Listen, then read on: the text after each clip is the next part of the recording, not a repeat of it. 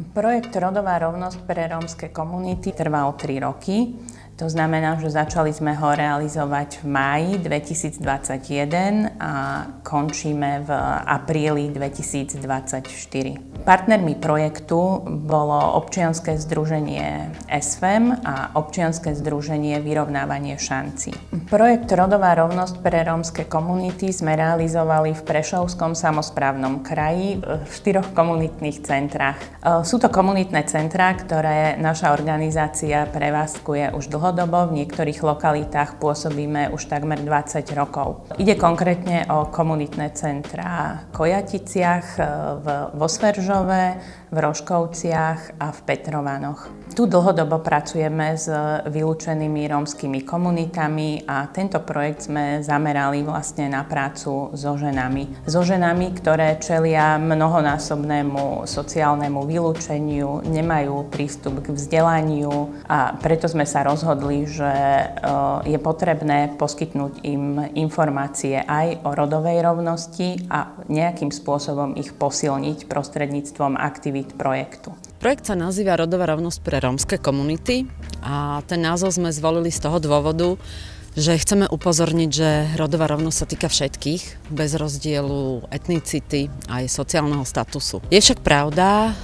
že tie problémy, ktorým čelia ženy, nie sú rovnaké. To, čo máme spoločné, je, že stále nezažívame rovnosť v každom dni, ktorý strávime. Špecifika, ktorým čelia rómske ženy v kontexte rodovej rovnosti súvisia skôr s chudobou, v ktorej žijú, ktorá celú tú situáciu ešte zhoršuje. Keď mám pri sebe rodičov, tak to je ľahšie. Keby som ešte nemala pri sebe rodičov a sama, tak to bolo by veľmi ťažké. Mala som oboch rodičov pri sebe, ale bohužiaľ potom nás opustil ocko. Tak potom s mamou to zvládame, chvála Bohu, a to ide doteraz. Už veľké mám deti. Staršia má 16 a tá najmladšia 14. Rómska žena sa musí postarať o rodinu, o deti. Ráno vstaneme, deti idú do školy, ja idem do práce, prídem z práce, upratujem, varím. Takže je to ako bežný deň. Zároveň vieme zo skúseností z vylúčených rómskych komunít, že ženy sú často tie, ktoré umožňujú zmenu k lepšiemu, aj prostredníctvom výchovy svojich detí, ale aj prostredníctvom pôsobenia v komunitách. Tak som sa dostala k tomu projektu, že tu zriadili komunitné centrum v Petrovanoch. Tak sme sa prechádzali s kamarátkou po ulici, po dedine, no, lepšie povedané. A tam bolo ten komunitné centrum. Pozriem sa, no poď ideme pozrieť sa, čo tam otvorili nové. Tak sme sa išli pozrieť. Sadli sme si, porozprávali sme sa i s Gitkou. Tak hovorím, Gitko, no čo, jak si sa tu dostala? Keď začal ten projekt, tak som oslovovala ženy, aby sme si urobili taký jak ženský klub. Vypiť tú kávu, porozprávať sa, zdieľať dobre aj možno aj tie smutné správy, hej. S tým, že čo by sme tu mohli robiť a podľa potrieb, hej, ako žena, čo by potrebovali ženy. Potom sme pohovorila, Gitka, kedy chceš, môžeš tu prísť, každý deň porozprávame sa, boli sme tam hodinu, 2 hodiny. A tým pádom sme sa ako ženy zúčastňovali rôznych podujatí, aktivity sme mali, čítania. Proste sme boli radi, že sa máme kde stretávať. Dá sa povedať, že tie aktivity projektu boli rozdelené do takých 3 základných skupín. Jedna tá časť toho projektu bolo priama podpora tých rómskych dievčat a žien priamo v týchto komunitách. Potom druhou oblasťou bolo vzdelávanie v oblasti rodovej rovnosti a treťou takou oblasťou boli kampane a popularizácia rodovej rovnosti. Vždy treba brať do úvahy situáciu, v ktorej tie konkrétne ženy alebo konkrétni ľudia žijú. Máme komunity, ktoré sa líšia mierou tej generačnej chudoby. Ďalším faktorom, ktorý tam zohráva úlohu, je pretrvávanie nejakých kultúrnych vzorcov rodinného spolužitia, ktoré má v rómskej komunite svoje špecifika, ak tam tie kultúrne tradície pretrvávajú. Na jednej strane chudoba spôsobuje pasivitu, dezilúziu a absenciu akejkoľvek nádeje na zmenu. Na druhej strane To pretrvávanie tradičnej predstavy o tom, že žena má byť pod kontrolou manžela alebo jeho matky, svokry, často bráni ženám, ktoré by možno aj mali chuť a možnosť rozvíjať sa, naozaj vykročiť do toho verejného priestoru. Jasné, že nebolo to ľahké zo začiatku, lebo nie každý môže opustiť svoju rodinu z rána, alebo keď niekto pracuje, tak sme sa väčšinou prispôsobovali. Lebo u nás rómske ženy prvé musia naváriť, upratať a pripraviť, hej, keď príde dieťa zo školy alebo manžel z roboty, aby bolo navarené. A až tak môže si ísť niekde sadnúť. Tomu sme museli prispôsobiť potom aj tie jednotlivé aktivity. Nie, že by sme robili iné aktivity, ale robili sme ich inak.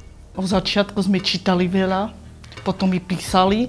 Máme komunity, kde ľudia, ktorí žijú v extrémnej chudobe, nerozumejú ani jazyku. Nevedia čítať a písať. Nevedia sformulovať vetu. Veľmi ťažko vyjadrujú svoje pocity. Nemajú na to slovnú zásobu. A to nielen v slovenčine, ale často ani vo svojom rodnom jazyku, v rómskom nárečí, ktoré používajú. Tomu sme museli prispôsobiť to, akým spôsobom hovoríme o veciach, ktoré sa ich týkajú. V občianskom združení SFEM pôsobí Monika Bosa, ktorá je odborníčka na rodovú rovnosť a bola zároveň aj odbornou garantkou tohto projektu. Potom sme mali vlastne druhú partnerskú organizáciu, občianske združenie Vyrovnávanie šancí, kde zase majú lektorky z tohto združenia dlhoročné skúsenosti s prácou s rómskou komunitou, ale teda najmä s deťmi. A teraz si troška ako keby otočili tú rolu. Povedali si, že keď celé roky už pôsobia pri vzdelávaní rómskych detí, takže skúsia vlastne vzdelávať aj rómske ženy. Naším zámerom bolo, aby o aktivitách, o tom, čo chcú ženy robiť, rozhodovali ženy samotné. Prvým krokom ale bolo vôbec prekonať tú bariéru, ktorou bola predstava o tom, že naozaj môžu o niečom rozhodnúť. Takmer 3/4 prvého roka sa pracovalo na tom, aby ženy prijali možnosť, že môžu povedať, čo chcú, že im nenadiktuje aktivitu niekto iný. Keď sa toto podarilo, tak tie aktivity sa naozaj rozbehli a ženy začali síce opatrne, ale pomenúvať, čo potrebujú, čo by chceli. Dokonca vedeli povedať, čo sa im nepáči. To sme považovali za obrovský úspech. Naozaj vyjadriť to, ako sa cítia. Navarili sme dobre jedla, potom mali sme i opekačky vonka, tak všetci sme boli, pesničky išli. Potom tam bolo veľmi dobre. Viacerí sme tu boli to i kolegovia, napríklad, čo tu chodievali taktiež, jak i my. Boli tu dosť ľudí. Tak stálicu mám aj 9-10 žien, ale niekedy sú aj 15 podľa toho, aké máme aktivity. Aké obdobie je napríklad, keď Veľká noc je, alebo sú sviatky Vianoc, tak prídu viacej, lebo si robia košíky alebo ikebany, hej, a to si odnesú domov. Stretávame sa tak, že do obedu, keď sú deti v škole a máme to raz za týždeň, tak podľa mňa sa to dá aj zvládnuť, že sa stretneme raz za týždeň. Moje žienky sú také úžasné, že si skôr stanú, hej, navária prácu a prídu sem, hej, že si nájdu čas. Tak najprv keď sme mali opekačky, sme piekli do tej párky, mäso, také jak krydielka, marináde sme mali a varili sme guláš, upiekli sme pici, sme robili pizzu. Potom som urobila jadejaký zakúsok, pudinky sme robili, všetko vždycky, keď sme mali na dočochu, sme sa dohodli a povieme, že na druhý týždeň to urobíme. Tak sme sa dohodovali medzi sebou. Keď sme boli, tak sme sa rozprávali a potom to vyniklo, že to urobíme toto, lebo toto, tak to bolo. Začali sme s neštrukturovanými aktivitami, ktoré boli naozaj na to, že varil sa puding, učili sme sa háčkovať, a to aj lektorky. Tie aktivity boli také, aby vyhovovali ženám a zároveň, aby vytvorili bezpečný priestor na to, aby mohli slobodne hovoriť o tom, ako sa cítia. Toto bolo podľa môjho názoru úplne zásadné v tých prvých fázach. Mne to dalo samej v kolektíve, že sme sa viac poznávali A proste radi sa stretávame spolu ako ženy. Máme si o čom hovoriť. O všetkom sa môžeme rozprávať, o všetkom ostane to je tu medzi nami. Toto sa mi ešte veľmi páči, že keď sa niečo rozprávame, máme problémy, aj súkromne povieme si medzi sebou a to ostáva medzi nami. To sa mi veľmi páči, že to nepôjde von a bude to rozširovať sa, že to bude, viete, jak to je, ale to ostáva medzi nami, toto sa mi páči. Môžeme si povedať, čo chceme. Máme podporu v tom, že sa môžeme vyrozprávať jeden druhému. Napríklad druhá nám pomôže alebo dá radu, keď nás niečo ťaží alebo tak myslím, že je to dobré. Plná dôvera. Sme taká jak rodinka, keby sme boli. Rodinka. Potreby, ktoré sme identifikovali, boli bežné potreby, ako má ktokoľvek iný. Potreba dôvery, potreba bezpečia, starosti s deťmi, s rodinou, starosť, čo budú variť, či stihnú navariť, keď pôjdu na nejakú aktivitu, ako dlho budú aktivity trvať. Aj to boli veci, ktoré sme museli prispôsobovať. Tematizovalo sa zdravie veľmi často, tematizovala sa nejaká finančná istota, vôbec bežný život, prežitie. Každý človek má základnú potrebu. Chceme žiť dobrý život, my sami a naši blízky. Aktivity v projekte, ktoré boli naplánované, boli zamerané naozaj na to, aby sme umožnili ženám vedieť, čo chcú, formulovať, čo chcú, ale aj dosahovať, čo chcú. Celá tá logika toho projektu bola v podstate taká, že my sme im poskytli ten priestor. Vytvorili sme tzv. Ženské skupiny, to znamená, že v pravidelnom čase raz do týždňa alebo raz za 2 týždne mohli v podstate prísť do komunitného centra a zdieľať si svoje starosti, radosti, porozprávať sa. Toto bola ako keby tá prvá fáza toho projektu, že vytvorili sme im ten bezpečný priestor. A v tejto prvej fáze stačilo, keď naozaj, že niekedy si posedeli pri káve alebo obľúbovali také kreatívne činnosti, rôzne ručné práce. Ale už aj v tejto prvej fáze sme krásne spolupráce nadviazali. Napríklad v komunitnom centre v Petrovanoch bola spolupráca s dobrovoľníčkami z občianskeho združenia Malíček, ktoré háčkujú čiapočky pre predčasne narodené deti. A toto bola veľmi pozitívna skúsenosť pre tie rómske ženy, že mohli aj oni prispieť k tomu, že pomohli niekomu slabšiemu tým, že uhačkovali nejakú čiapočku. Lektorky z občianskeho združenia Vyrovnávanie šancí Edita Kovážová a Janka Urban viedli v našich komunitných centrách aktivity pre ženy zamerané na rozvoj komunikačných zručností, na pomenovanie pocitov. Mali to v podstate zostavené tak, že vytipovali si určité knihy, častokrát to boli knihy, v ktorých sa zobrazovali osudy významných rómskych, ale aj nerómskych žien a vlastne pracovali s tými textami. Ženy si mohli potom premietnúť do svojich životov tie životy tých úspešných žien, hľadali nejaké paralely. Mali sme aktivity, ktoré boli smerované na zvýšenie povedomia o postavení rómskych žien. Robili sme workshopy, kde sme predstavovali významné Rómky zo Slovenska aj zo zahraničia. Pripravili sme kvartetá, ktoré sú takou malou učebnicou z dejín žien, ktoré boli venované tomu, akým spôsobom ženy, nielen rómske, ale aj hlavne z etnických národnostných menšín, presadzovali svoje práva. Veľa sa diskutovalo. Druhou oblasťou v podstate bolo to, že mali detské knihy, pretože súčasťou týchto aktivít bolo aj rozvoj rodičovských zručností a pracovali s týmito detskými knihami. Tam veľmi krásne sa dali pomenovať rôzne pocity potom, hľadať v podstate paralely z toho súčasného života aj s tými rozprávkovými príbehmi.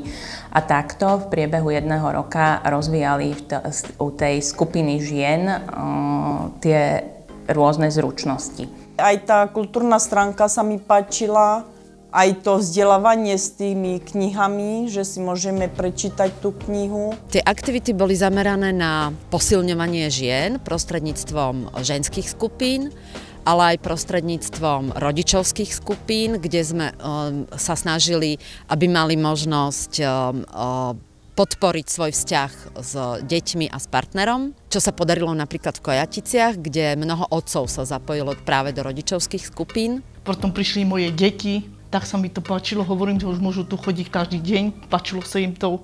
I naše deti sa zdokonaľujú v počítačoch a možno, že im to aj prispeje k budúcnosti v škole. Dosť ich naučila Egypta, bola som im veľmi vďačná. Postupom času sa v tých rómskych komunitách vyprofilovali rómske líderky. To boli ženy, ktoré dokázali pritiahnuť aj tie ostatné ženy z komunity k týmto aktivitám, dokázali ich nejakým spôsobom zorganizovať a jednoducho získali určitú autoritu v tej komunite. Chodila som tu do komunitného centra a Margitka ma poprosila, že či by sme to dali spolu, že by som jej pomáhala s tým, no tak som to prijala.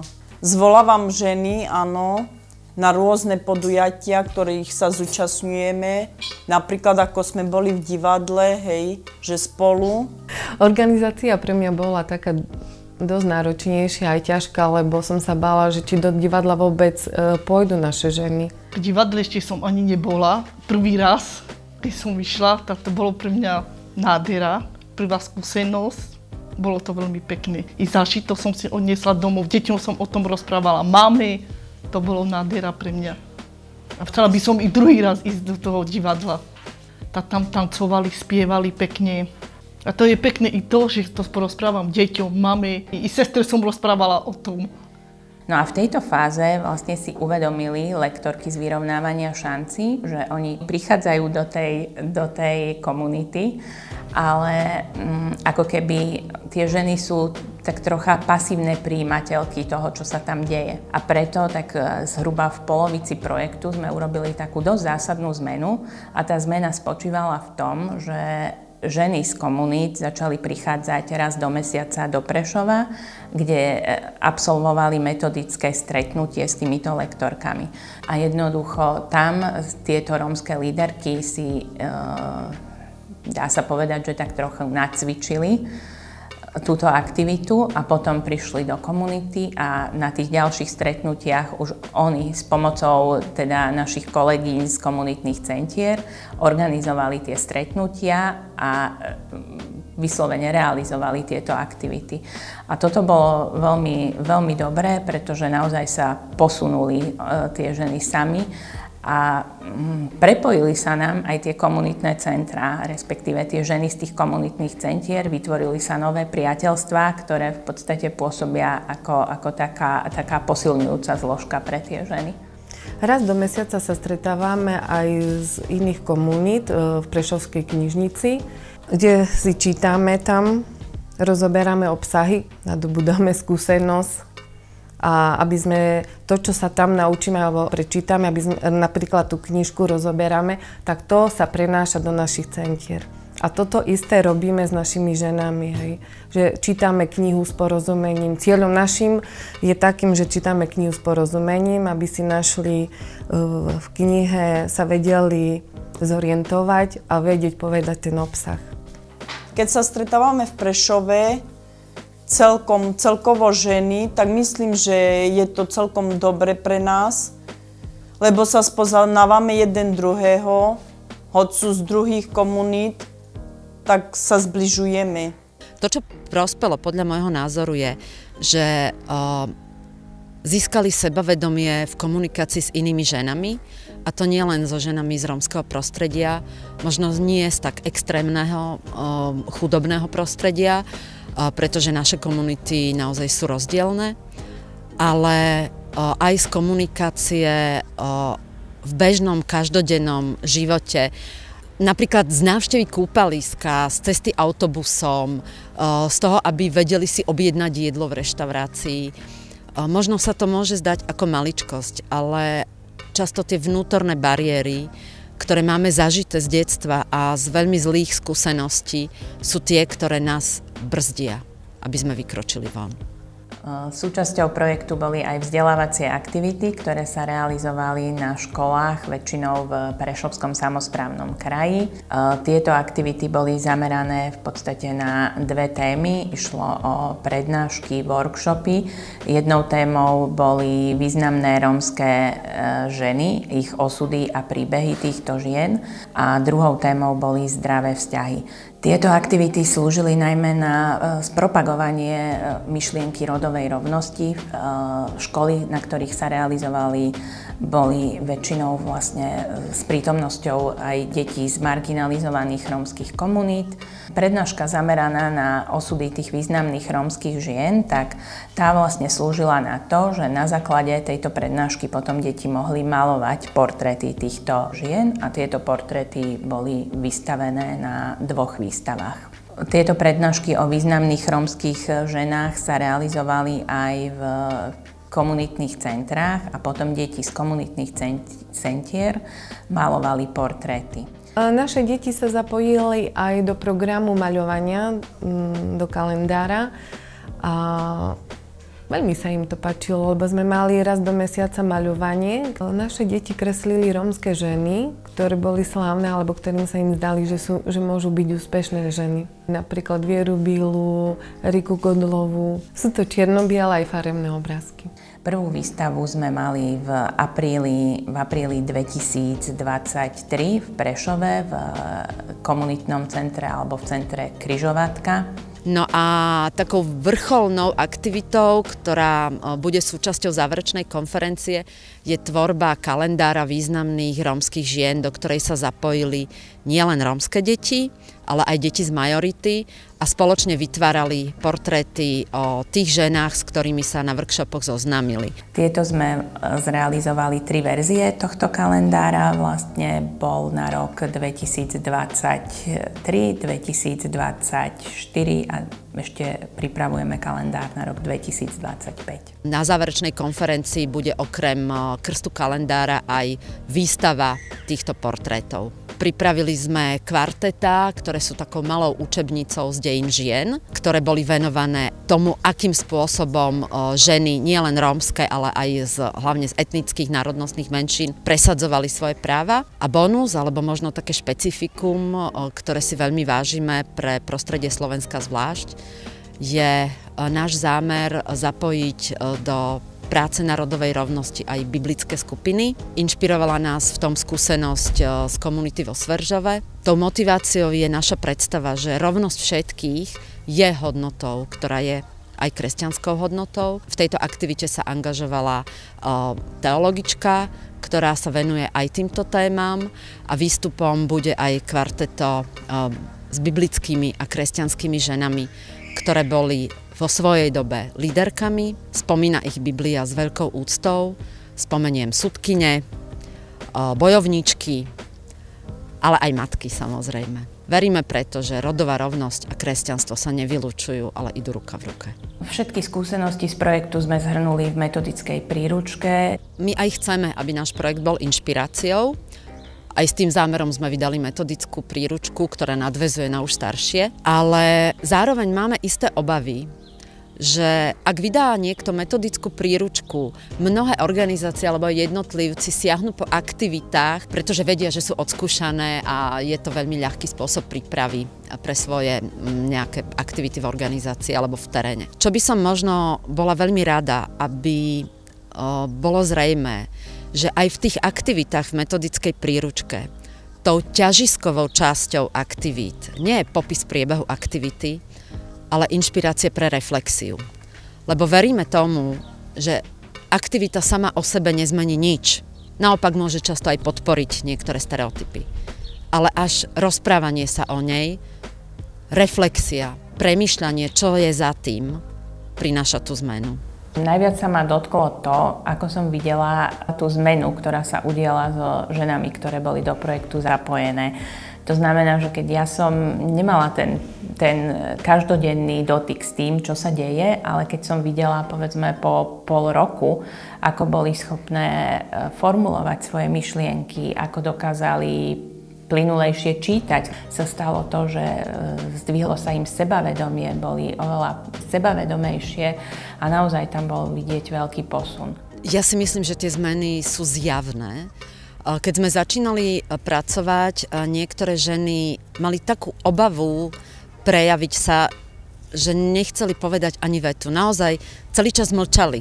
A tie ženy, alebo jedna konkrétna, ktorú si pamätám, ktorá na začiatku mala problém rozprávať, je teraz líderkou vo svojej komunite. Aktivity, ktoré sa, povedzme, naučila, nielen realizuje s ostatnými rómskymi ženami, ale aktívne ich prispôsobuje. Má to skončiť, ale pre nás to neskončí, keď skončí ten projekt. Vždycky tu budeme chodiť každý týždeň. Ame na kamazete preperelkada, ame radu adaj piras, ame ninadaj výhoda, si kavas pes tesivo, tavas pes que kajso keras, likeras pes baj familia, adaj. My nechceme, že by skončilo tu, ale i tak budeme tu chodiť každý týždeň. My tu už naučené, sebe robíme všetko tu. A tu sa trošku odreagujeme od našich povinností domácich, čo máme doma. Tak myslím, že je to pre nás ako pre ženy celkom dobre. My samozrejme budeme pokračovať v týchto aktivitách so ženami, pretože tie ženy už sami si to vyžadujú, sú zvyknuté na to, vedia, že tam ten priestor majú a vedia, že tam môžu vlastne prísť v tých pravidelných časoch. Takže určite sa nestane to, že skončí sa projekt a my prestaneme zrazu robiť tieto aktivity pre ženy. Na Slovensku myslím si, že sme krajinou pilotných projektov. Stále sa niečo začne a potom sa v tom nepokračuje. My máme šťastie, že tento projekt nie je pilotný, ale nadväzuje na aktivity, ktoré sa dlhodobo realizovali. Nimi sa inšpiroval, na ne priamo nadviazal, ako je napríklad biblická skupina alebo rodičovské skupiny, alebo aj vydávanie kvartet a kalendárov. To, v čom sa dá na ne nadviazať, a myslím si, že mohol by byť, a boli by sme radi, ak by bol inšpiráciou pre ostatné organizácie, je dôvera v to, že ženy, aj rómske ženy z vylúčeného prostredia, nevyhnutne nepotrebujú vedenie.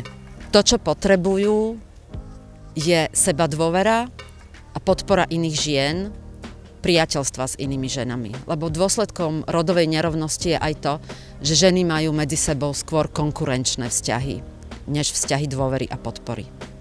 Tento projekt nám ukázal to, že priniesť myšlienky rodovej rovnosti má význam aj do marginalizovaných rómskych komunít a pri takom záverečnom bilancovaní sa nám potvrdilo to, prečo sme projekt vymysleli, naplánovali a zrealizovali, pretože tie výsledky sú hmatateľné. Vidno ich na životoch týchto žien.